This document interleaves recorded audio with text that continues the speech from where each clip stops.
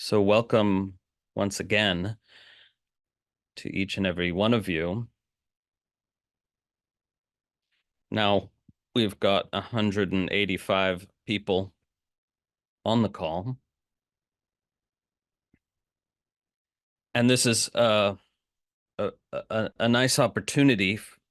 We've got double the number we usually have on a Saturday satsang call. So I'd like to take this opportunity to try to express the most important thing I could possibly express. Whether I succeed or not, that's another matter. But I'm going to attempt to express the most important thing I could possibly express relative to the spiritual path, the process of awakening, and similar topics.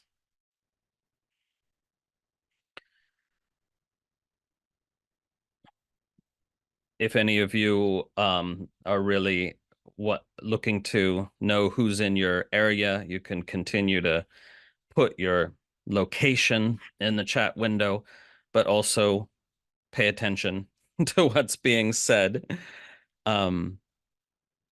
because this next bit is very, very important. Indeed, as I say, the most important thing I think I could possibly ever express relative to the spiritual path and the process of awakening.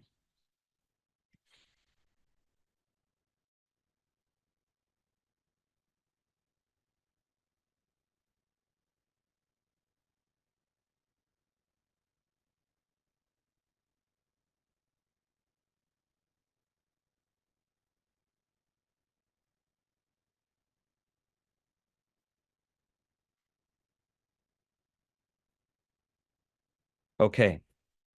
So there are many different lineages within Tantric Shaivism, many sampradayas. A sampradaya is a group of interrelated lineages. And so the tradition, if you try to look at all of it, the tradition is incredibly complex with countless different teachings, countless different practices, and the teachings in some lineages even contradict each other. But that doesn't mean that one is necessarily right and one is necessarily wrong, because each lineage, or rather sampradaya, lineage grouping, seeks to present an internally coherent system of practice and view. Okay, so again, each sampradaya or lineage grouping seeks to present an internally coherent system of view and practice. And most of them succeeded at doing that. But it may appear that one system contradicts another just because they are coming at things from a bit of a different angle, okay? But my teaching and that of many others who are teaching the subject in the world today draws upon a specific sampradaya, which is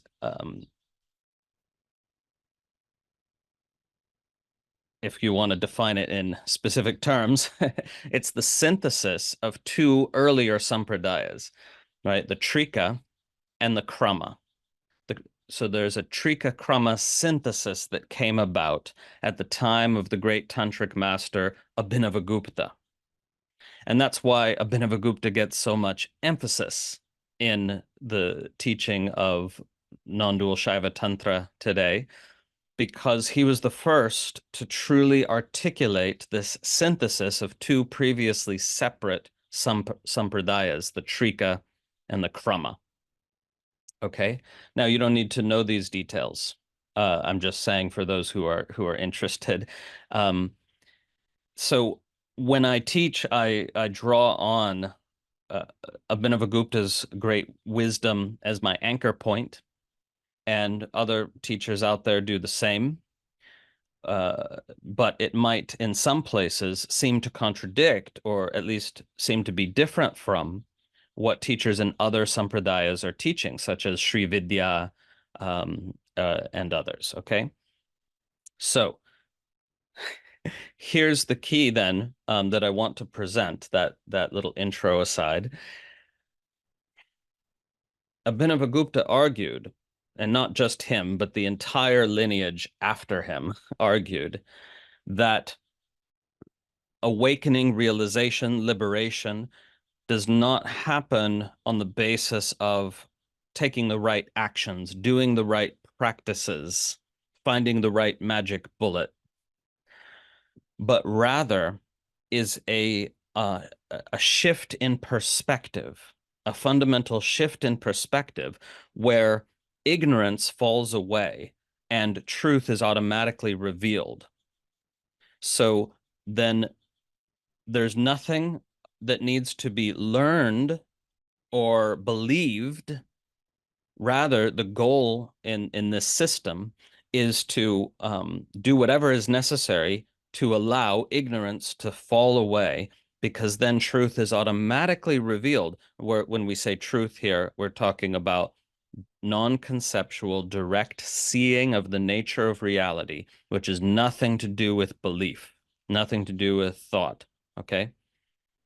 So for that to occur, we need ignorance to fall away. Ignorance is here defined as beliefs, especially distorting beliefs. Well, they're all distorting, but some are more distorting than others. Okay, the beliefs that are minimally distorting we call view, the view of the tradition, the philosophy of the tradition, darshana in Sanskrit. Okay, those are the minimally distorting beliefs, but all beliefs are distorting. Right? So we need ignorance to fall away in however many stages, so that we can be immersed in clear seeing no matter the context. Okay, for some of you, it's easy to be immersed in clear seeing, or at least one facet of clear seeing, when on retreat in a meditative space, when it's hard to be immersed in clear seeing in the midst of everyday life. So if that's the case, then awakening has not yet really occurred. Okay, because it's not conditional. So for this unconditional awakening, we need ignorance to fall away more thoroughly and completely. Okay, so Abhinavagupta clearly says then, and again, he's at the fountainhead of a subsequent 1,000 years of tradition, and he clearly says, the only thing that we're seeking is clear seeing. And for that, the only thing that's needed is the falling away of ignorance. Okay, so how does this going to happen? Well, it's going to happen in two ways. There's a two-pronged approach. Okay. On the one hand, your teachers try to point towards reality with their words, and they can only fail. They can only fail to perfectly point towards reality. And yet, by some miracle that we call grace, at any moment when listening to the pointers, you might suddenly see. And we call them pointers because, it's a metaphor. It's as if somebody's pointing out, oh, do you see the bird in that tree over there? And you're looking and looking, you don't see, and then all at once you do. And when you all at once see, there's also a physiological response that takes place. If you're looking hard and then you see, ah, there's a there's a wonder, and there's a relaxation also. The straining is done. And that is the case when you see reality clearly, and it's not actually a one and done thing, because there's ever deepening seeing possible. But when you see reality clearly, there's both wonder and relaxation. The straining is done. The striving is done. Okay. So that's one strategy then. And Abhinavagupta engages this strategy in chapter 2 of his Tantra Loka, and also chapter 2 of his Tantra Sara, where he just attempts to do some direct pointing, and you either get it or you don't. He says that you either get it or you don't. If you don't, keep reading. Come back to this, try it again some other time, right? But get it. What do we mean by get it? We don't mean understand the words being said. We don't mean formulate concepts that correspond to the words being said. That's not getting it. Mentally getting it is not getting it at all. Okay. So these pointing out instructions, as they're often called, which are given in Dzogchen and Mahamudra and in Tantric Shaivism, of the non-dual version of Tantric Shaivism, these pointing out instructions simply attempt to help you look, help you see where to look, as it were. Everything's a metaphor on this level because there's no where. But they attempt to help you look deeper into your own experience, your direct experience prior to thought, such that there's a recognition, such that what is always already the case is suddenly revealed. Another metaphor that's sometimes used is it's like you're looking through a window into a scene beyond, and you're studying the scene, and all at once your eyes refocus on the pane of glass, and you see your own reflection in the pane of glass, and you recognize yourself. That's just a metaphor. That's just a metaphor, right? But it's kind of like that, right? That the pointing out instruction seeks to help you recognize what's already present but is overlooked. Right? Okay, strategy number two, because I said it's a two-pronged approach. Strategy number two, Abhinavagupta calls Vikalpa Samskara. Vikalpa Samskara means refining understanding. So until you can directly see what is from a simple pointing out instruction, you keep refining your understanding. Why? Why would you bother to do that? Because Abhinavagupta argues it is easier for ignorance to fall away when it more closely resembles reality. That is to say, if you are lost, as most people are, in a complex mind world that has very little relationship to reality as such, then it is harder to escape that world. Okay. So if somebody's completely lost in a mind-created world that has very little touch points to reality as such, we call that insanity. But this tradition says almost everyone is insane. It's just that they're functionally insane, right? We reserve in our society, I mean, the term insanity for those who are in the same condition as everyone else, but not functionally so. Okay. But almost everyone, is a high functioning insane person because they're lost in a mind world which has few touch points to reality. Well, the mind world has no touch points actually to reality itself. It just sometimes can approach reality more or less well, but it never quite touches it. So Abhinavagupta says then that through Vikalpa Samskara, the word samskara here in the sense of refining, not in the sense of impressions of past experiences. That's a completely different usage of the word, a homonym.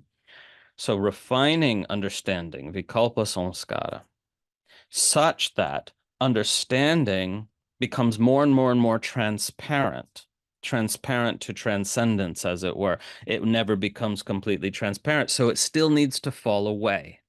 It still needs to fall away, but it's easier when it's not this kind of Baroque fortress of misunderstanding. Okay.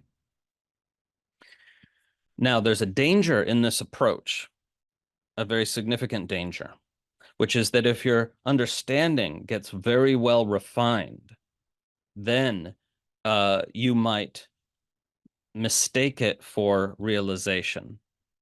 Now, from the standpoint of actual realization, such a mistake is absurd. It is laughable, right? But before you've had that perceptual shift, nonetheless, the mistake can occur. And this indeed was where I was stuck for many years. I had very refined understanding of this tradition and of the spiritual path. And I didn't see that was not in any way clear seeing, that it was nothing but a mental model of some of the insights that spontaneously arise in clear seeing. So a turning point for me was when I sat with Adyashanti on retreat many, many years ago. And he shared how if you understand the spiritual teachings very well, then you feel good. The spiritual teachings make you feel good. Believing the spiritual teachings to be more accurate makes you feel good. And you might mistake that good feeling you get from believing the spiritual teachings for true bliss. You might mistake your refined understanding for realization, and you might mistake the good feeling that comes from it for true bliss. And I was sort of thunderstruck. I was like, uh-oh. Right? So I went up to the microphone as on his retreats. He would have, opportunity to ask questions.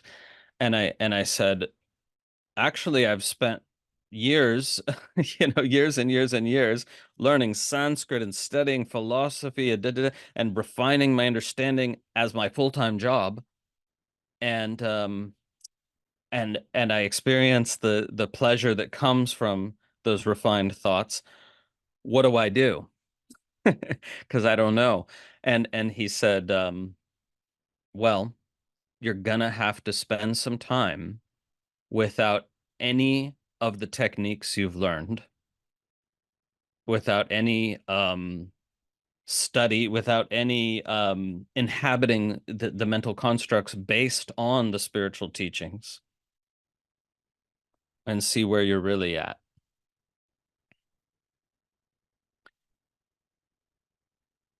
And I was humbled, and it was, I think, in that retreat or in a subsequent retreat that I resolved to completely open myself, to start from beginner's mind. I know nothing, and I am just open. I am open to transmission. And that's when the miracle began for me, from my perspective, right? Um, okay, so I was incredibly lucky because most people I know who developed refined understanding, they hide out in their understanding for the rest of their lives. And it's even worse if your livelihood gets tied up in that refined understanding. Then you're sort of disincentivized to go beyond your own understanding, to be humbled out of your own understanding. Okay. So that is the danger, the caveat here to this process of refining understanding, right? But Abhinavagupta rightly says, until you can simply see when the pointing out instruction is given, there's nothing else to do. There's nothing else you could possibly do on the spiritual path that would avail of anything. And now here people say, okay, wait a second. What about all these yogic practices? What about, working in the energy body, the subtle body, working with chakras and nadis and stuff? What about these visualizations of deities? What about all that stuff that Tantra presents? That's where Abhinavagupta's master stroke comes in. He says, guess what? That is all refining understanding. That's what it actually is. How else would it work? by what mechanism could these yogic practices accomplish the already accomplished goal? Ask someone. If somebody says, if some teacher says, oh, through these yogic practices you will attain enlightenment, ask them how, by what mechanism would that work? How would these practices bring about this state of enlightenment? And you'll find them becoming evasive every time, because there's no answer to that, because that's not how it works. Okay. So Abhinavagupta rightly says all the yogic practices, the deity yoga, the visualizations, the working with chakras, all of that, that is vikalpa samskara, that is refining your understanding. It's just that people, especially modern Westerners, think that refining your understanding has to do with the process of thinking better. And it doesn't. Refining your understanding happens through either seeing that the mental constructs you're clinging to are inadequate and replacing them with better and subtler mental constructs, or through an imaginal rewriting of the software code in your brain. So these yogic practices, especially deity yoga, is a rewriting of the software code in your brain that takes place in an imaginal space. By imaginal, I mean that you're using the power of imagination uh, uh, to your benefit. And Abhinavagupta says so explicitly. I'm not saying some modern analysis. He says that it's through the imagination that we're doing this. How and why? Because the imagination is usually directed towards activities that cause suffering. That is to say, we imagine possible futures and we agonize about them if they seem negative, or we imagine possible positive futures and we grasp after them, feel that attachment, right, or craving, or we imagine what we've done in the past. All remembering is imagining, by the way, and we feel terrible about it. Or we imagine what great moments in the past and we get lost in that reverie, right? So, and we get attached to the past, which disallows our fulfillment in the present. So, in 4 different ways, we use the imagination to cause ourselves more suffering. And Abhinavagupta says here in this yogic practice and deity practice, we are using the imagination in a potentially liberating way. So what's at the heart of deity practice? That you learn to visualize the deity and sense the deity as vividly as possible. And then you ultimately, in the culmination of the practice, you visualize yourself as the deity. Right? So first you learn how to visualize that. In some versions of deity practice, it's literally a download because you visualize the deity above your head in a lot of detail. And then when the time is right, you download, the deity's light body comes down and encompasses yours. And then you start to experience, hopefully, that your own flesh and blood is the deity's light body in form. It is the light made flesh. Right? So in other words, you are seeking to overwrite your self-concepts with a vision of what you are that more closely corresponds to reality. And again, Abhinavagupta says that. Okay, he doesn't use the metaphor of software code, of course, because that's modern, but he says this explicitly. He says, this is why we do deha shuddhi, right? We burn away the body image, we burn away the self images in imagination, so that then we can install the image of the deity in their place. And why do any of that? Vikalpa samskara. It's nothing but a refining of your understanding so that your self-concept approaches more closely the nature of reality. If you visualize yourself as the deity in their glorious body of light, with all their powers and attributes, why do these deities hold instruments and weapons and things, right? A goad and a noose and a trident and things. These represent their capacities, their potencies, their powers. And you're supposed to come to understand that you have those same powers and potencies. Not you, not the you think you are, not the limited personality self, but the you that you actually are, consciousness unbound, inherently has those potentialities and powers, inherently has those potencies, right?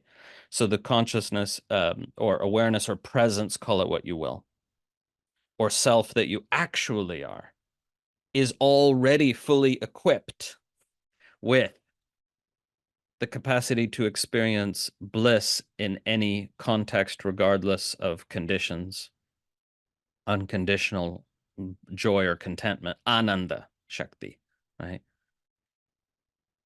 That which you actually are already has the power to be aware of whatever needs awareness, already has the power to express whatever needs expression, to engage with whatever needs engagement, right? Icha jnana kriya shaktis, right? Already has.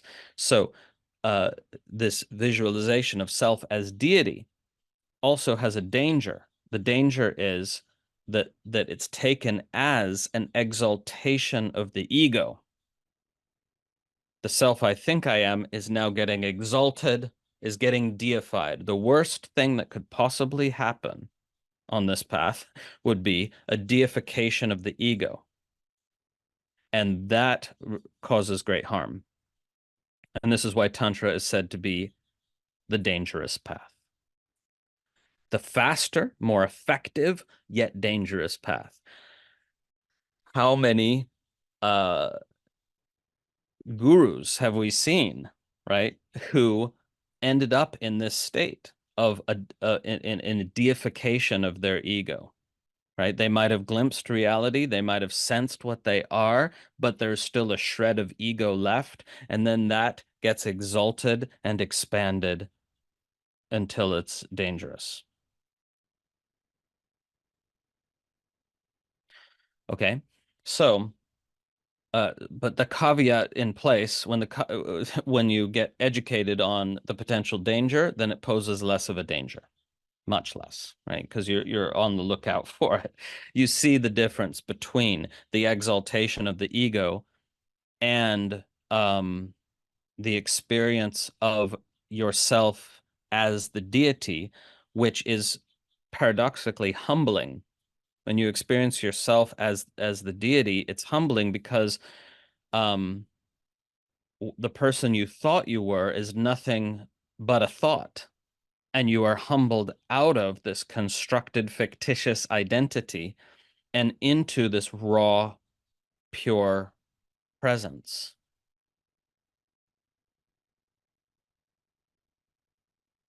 that the deity image represents. Okay? So, now the point is, Abhinavagupta says, none of the practices of yoga are helpful unless they contribute to discernment and or refinement of understanding. Those are highly overlapping terms in our little Venn diagram, right? Those are overlapping terms, but also have some distinction. So no practice of yoga is helpful unless it contributes to discernment and or refinement of understanding. Okay? So somebody might think, oh, well, okay, well, that leaves out all of modern yoga, which is all about physical postures and stuff. No, it doesn't. Because doing the physical postures of modern yoga can contribute to discernment. How? If you are practicing discernment between your body image and your self-concept on the one hand, and um, the the visceral direct experience of embodiment on the other, which is always already free from judgments. Okay. So in other words, doing the physical poses of yoga is contributing to your awakening if it constitutes an exercise in discernment, where you're practicing seeing the difference between, on the one hand, your self-concept and body image, and the visceral experience of embodiment, which is always already free of all the mind's judgments. Then it's incredibly helpful. Okay. But of course, this is a fascinating analysis, because we cannot say to anyone, oh, that practice is invalid and this one is valid. We can't say that to anyone, because it's all about how are you doing the practice, with what understanding, with what goal, right? So you can't say which practices could contribute and which couldn't for someone else. You can only say for yourself. And you ask this question: does this practice contribute to discernment and or refinement of understanding? If so, it's a worthy practice. It's an effective practice, potentially, right? But Abhinavagupta points out all yogic practices can only be an indirect means. They can be an indirect means to liberation, not a direct means. Okay, liberation is clear seeing. That's the only direct means, is clear seeing brings clear seeing, right? So looking to see what is prior to your thought about it, prior to your interpretation of it, that's a direct means. But the issue with that is it either works or it doesn't in any given moment. And you can't really know how well it's working because of the power of delusion. In other words, you think you're experiencing what is prior to thought or interpretation, and there's still a subtle interpretation. You think you're experiencing the body viscerally, and yet there's still a subtle body image in place. So you just have to keep going with it. You just have to keep looking. And when you arrive at the true clear seeing, how do you know? You know because no doubt is possible. Now, notice this is very important point. When I say no doubt is possible, I don't mean you believe something so fervently that you couldn't doubt it. No, no, no. That's the opposite of this. That's danger zone. Okay. Um, if you doubt something thoroughly or believe something fervently, that's the same thing. It's the same mind operation, just two sides of the same coin. Doubt and belief are two sides of the same coin in the most literal sense of that analogy possible. No, the clear seeing is self-validating without any insistence, without any mental conceptualization. It's just a quiet, calm, clear seeing that is thoroughly self-validating. There's a knowing this is it, without the thought that this is it. Okay. And there's no doubt possible and no belief needed in clear seeing. Okay. So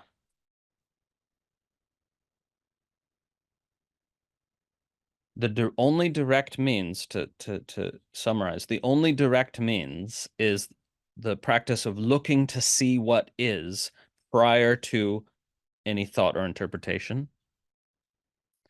And the indirect means are many, and they must be many, because there's many different constitutions, many different body-mind types. Okay? So engage whatever indirect means works, and indirect means are valuable.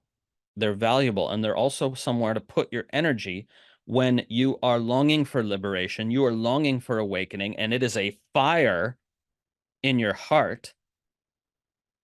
And you need somewhere to put that energy, because the thing with looking in your direct experience is, um, do it, absolutely do it every day.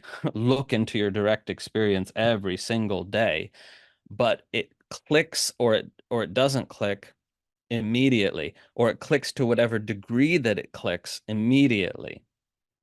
Looking into your direct experience, uh, if it's going to reveal the truth today, or some facet of the truth, it's going to be more or less immediate. And by immediate, I mean, after the mind calms down, after you get all settled and you're ready to truly look.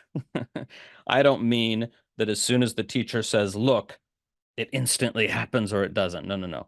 I mean, the teacher invites you to look, you settle down the mind, you settle down the body, you get settled, and then you're ready to look, and you look, and there's a click or there's not. And the click could, the seeing can go to some extent or to a further extent. I don't need to get into that right now. Okay, so this is how the spiritual path works. Like, this is how the awakening process works. And it's true for anyone. So Abhinavagupta was making an argument that applies to all practitioners through all time and space, right? And ultimately you could decide, well, I think that's wrong. But on what basis could you possibly decide that? Because you can't know what really works and doesn't, and how things work until you're looking from the perspective of awakeness, Otherwise, it's just mere speculation. You're just saying, oh, I like the sound of this more than that. But you have no idea. It's just the mind. Okay. So that's the incredible revelation that this tradition has to offer to the spiritual paths of all the world, where and other masters and other traditions, by the way, do echo this exact teaching in their own words, right? But Abhinavagupta was almost unique in saying it so precisely. Here's exactly how it works, and now you there's no confusion. You can go and do it, right? Um, So there's a little bit more to it. There's other little subtle elements, but we don't need to try to cover all the elements right now. But they're all just kind of little footnotes or caveats on what's already been said. What I've already said is the whole thing, but for some certain persons, some of the footnotes, as it were, become important for that person, because they help eliminate misunderstanding. But we don't have time to get to all of them right now. But that's part of what I'm doing in my teaching. That's part of what any legitimate teacher is doing, is they're just talking about how this works and offering this and that footnote and caveat to make sure they try to cover all the ground of all the students, so that everybody has the opportunity. Okay, so there's no such thing as a constitution which constitutes a real barrier to awakening. You might think some people think otherwise. It's pure confusion and delusion. There's no such thing as being so traumatized that you couldn't awaken to your true nature. There's no such thing as having a body mind which constitutes a real barrier to this process. However, you might have a body mind that has different needs, in this process, needs to hear different caveats and different elaborations of the fundamental teaching. Okay. So, yeah, there's no physical condition that's a bar. There's no mental condition. There's no mental illness that constitutes a bar, right? And here I'm talking to you. I'm not speaking about hypothetical third person, don't say, please, oh, what about this person over there who's got this condition? No, I'm talking to you because you're here interested in awakening. And if you're interested in awakening, there is no bar. There's nothing that could stop it. The process might take longer than you thought. The process might indeed not have even started, but you so badly want to believe that it started that you consider yourself in the process of awakening. You can't really know for sure until you do. So I want to address that for a moment before we open it up to all the questions and everything. The vast majority of what people are doing is when it comes to spirituality of any kind, the vast majority of what people are doing is from the point of view of the actual process just a hobby. People are engaged in a hobby, and sometimes the hobby becomes their livelihood. So what do I mean by hobby? I mean that you enjoy learning about something or playing around with, so like you study philosophy, that's a hobby, unless you happen to read something in a philosophical text that completely changes your life and impacts you in such a way that the impact remains even when you're not thinking about it indefinitely. Well, then that's awakening under another name, right? But most people, right? They whether they're interested in history or philosophy, it's the same. Whether they're interested in politics, it's the same. It's just their hobby. It's what they do with their mind. The mind is demanding. The mind is voracious. It wants to be given something to do, and it wants to think that it's important. It's important that I'm informed about current events in the world, so I read the news. No, this is just your pretext, your excuse for feeding the voracious mind that demands to be given information, right? Now, then you might then turn to spirituality. Oh, that seems more important than politics. Okay, I'm going to read all the spiritual books. I'm going to learn all the stuff. You're just giving your mind something to do. It's nothing to do with awakening, okay? So again, the confusion comes because if you start believing the spiritual teachings, that produces a byproduct of a pleasurable feeling, and then that can be mistaken for evidence of awakening. Okay. Now, again, there's nothing wrong with hobbies. There's nothing wrong with the spiritual hobby, for God's sake. I'm not saying those people doing that are wrong and invalid. No, no, no, no. It's just that you have to understand the difference here. And because if you're interested in awakening, the difference is incredibly important. If you're interested in awakening, what's the number one quality you need? It's vigilance. The number one quality, without a doubt. It's vigilance. What kind of vigilance? That you keep vigilantly paying attention to the difference between being with direct experience, looking into direct experience, and suddenly getting lost in the mind world, getting pulled into the mind world. Okay, again, there's nothing wrong with being in the mind world, but if you want time spent in the mind world to be helpful on your spiritual journey, it needs to be of the type I outlined earlier.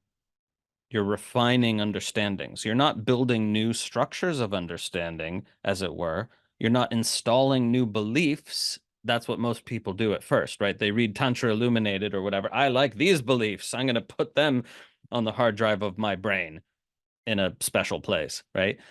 No, it's not installing new beliefs. It's allowing the spiritual teachings to help dissolve those belief structures that are not aligned with reality and improve the ones that are already partially aligned with reality. Okay, so that's why, as one of my teachers said, the spiritual teachings function like an acid bath to your ossified belief structures.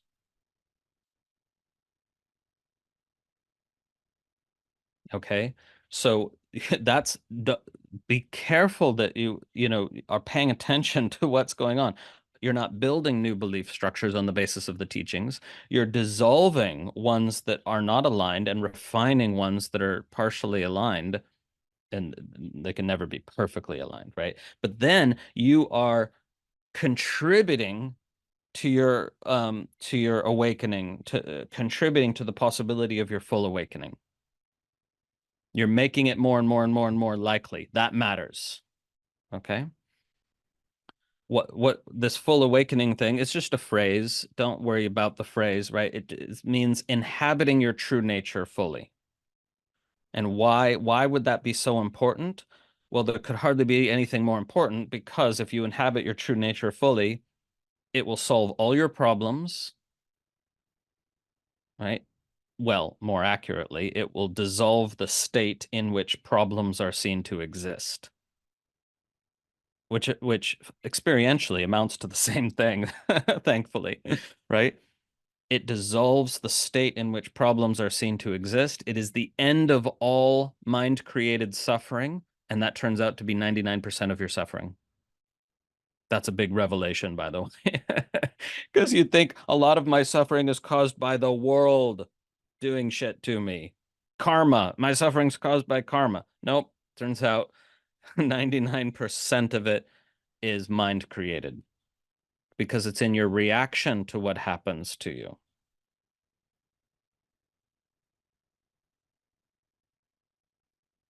It's not in what happens to you, right? So it is possible to be free from suffering. Uh, and so this is part of why this goal of fully inhabiting your true nature is indeed not only desirable, but Abhinavagupta says the only thing worth desiring, that which is ultimately to be sought, he says. The only thing ultimately to be sought. Right? And again, it's just a figure of speech, because yes, you are seeking that which you already are. Isn't that an irony? Of course. It's all incredibly ironic, because the universe has the best sense of humor ever. And that's part of why when people awaken, one of the most common sort of physiological byproducts of awakening is just laughter, sometimes uncontrollable laughter, right? Depending on how and what and how the moment of clear seeing arises or arrives, there can just be so much laughter. Okay, so um, if you're trying to figure something out, you're just spinning your wheels in the mind world. Okay, I'm talking from the standpoint of the spiritual path, right? Because if you're trying to figure something out involving, systems at work or problem solving, engineering questions, well, of course, that's how it works. You use the mind to figure it out, right? But from the standpoint of the spiritual path, if you're trying to figure something out, you're just spinning your wheels in the mind world. There's no point. Stop doing it. Look deeper in your direct experience. There's nothing to figure out. There's nothing you need to understand about your direct experience. You need to look deeper into it, and understanding will spontaneously arise of its own accord if it's needed. And often it's not. Okay. So vigilance, remember, number one quality needed is vigilance, because you sit quietly and look deeper into your own experience. You will find attention yanked back into the mind world 1,000 times. It's the easiest thing to do or have done, right? Because it's the habitual place. It's the most habitual place to be in the mind world, interpreting, trying to understand, right? So sometimes people sitting in meditation or sitting in practice, whatever we're calling it, awareness cultivation, they have extraordinary experiences. They have energetic experiences. They have what people call kundalini experiences. They have openings. They have all this stuff. And then they come to the teacher and says, "This is what happened to me. What does it mean?" That's mind world. What do I need to understand about this experience? The answer is always the same. Nothing. Nothing. You do not need to understand anything about your extraordinary experience. And if you try to build an understanding, you're just going deeper into the mind world. It's not going to help. You will never find truth by referencing thoughts. You will never find truth by referencing thoughts, ever, ever, ever. So why is that so important to stress? Because you compulsively look to thought to find truth about anything. And by the way, this part applies not just on the spiritual path, but it applies everywhere. You want to know the truth about your relationships? You're not going to find it in thought. Okay. Okay, maybe not everywhere, because if you're trying to solve a problem with computer code and you're a computer coder, you're going to need to think through the problem. Absolutely, that's the case. Okay. But I mean, any reality which doesn't have its origin in human thought cannot be understood through thought. And the dynamics of human relationships, much of them anyway, is there prior to thought. And then we're bringing thought to try to interpret and understand them, right? Now, if you work with a therapist to understand your relationships better, oh, that seemed to really help. How did it help, though? Because most of us have the kind of mind where we need to think we understand in order to forgive, in order to let go, in order to relax. I guarantee you, look at your own experience, you'll see it's true. In every case where understanding something helped, I say you didn't understand anything. You just came to a thought that allowed you to forgive, allowed you to let go, allowed you to relax. But what if you didn't need thoughts to do that?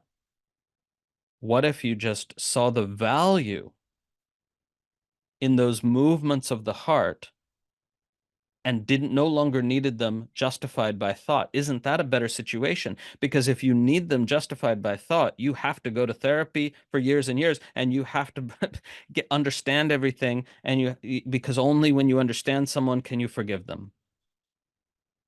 Only when you think you understand yourself, when you've diagnosed yourself, then you can accept yourself. Okay? So do it if you need to. But but um you're not going to find the truth of anything that's fundamentally non-conceptual in thought. And life is non-conceptual, embodiment is non-conceptual, relationships are fundamentally non-conceptual. That's why you don't have to understand someone to love them. That's why you don't have to be understood to let love in.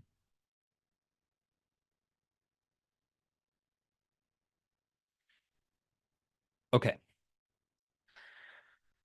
Now we can move towards questions. Just remember, please, that in any practice, you've got to be vigilant about going into thought. So when Abhinavagupta teaches the visualization of the deity, for example, or when the lineage teaches that, they're not teaching to think about it.